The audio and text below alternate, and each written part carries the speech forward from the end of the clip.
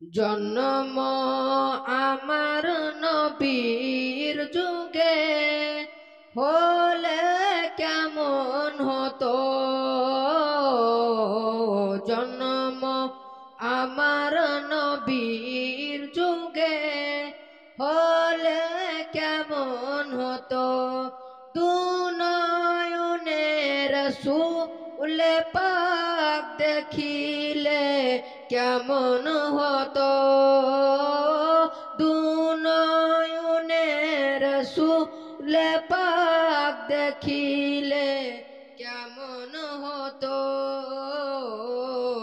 জন্ম আমার নবীর যুগে হলে কেমন হতো।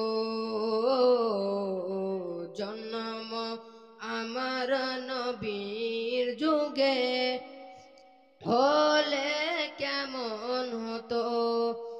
আস্ত ভেসে হজরতে সুবহানাল্লাহ। বেলালের মধুর আযান, আস্ত ভেসে হজরতে বেলালের মধুর আযান। সে আযানে ছিল এমন প্রেম মুগ্ধ রহমান। দয়ার নবীর পিছে নামাজ পড়লে কেমন হতো। দয়ার নবীর পিছে নামাজ পড়লে কেমন হতো। দুনয়নের রাসূল পাক দেখিলে কেমন হতো।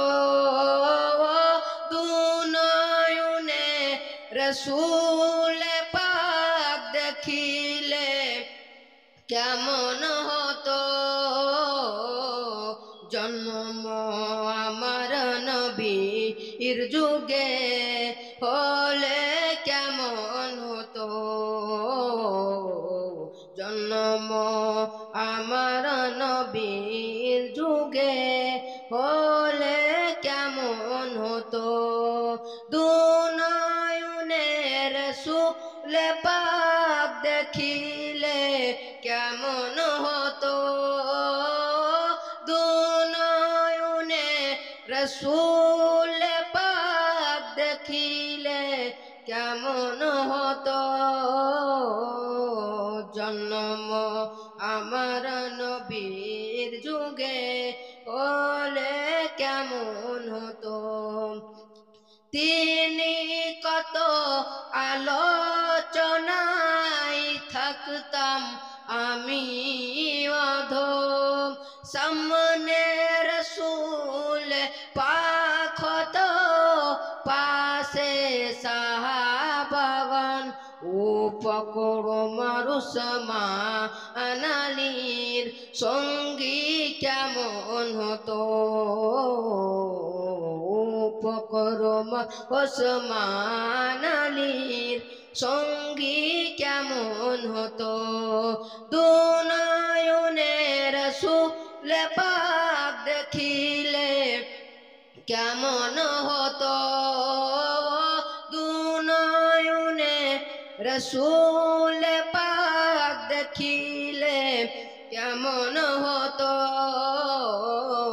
জন্ম আমার নবীর যুগে হলে কেমন হতো। জন্ম আমার নবীর যুগে হলে কেমন হতো। আসসালামু আলাইকুম। খুব সুন্দর নাতে রাসূল পড়ে শোনালো।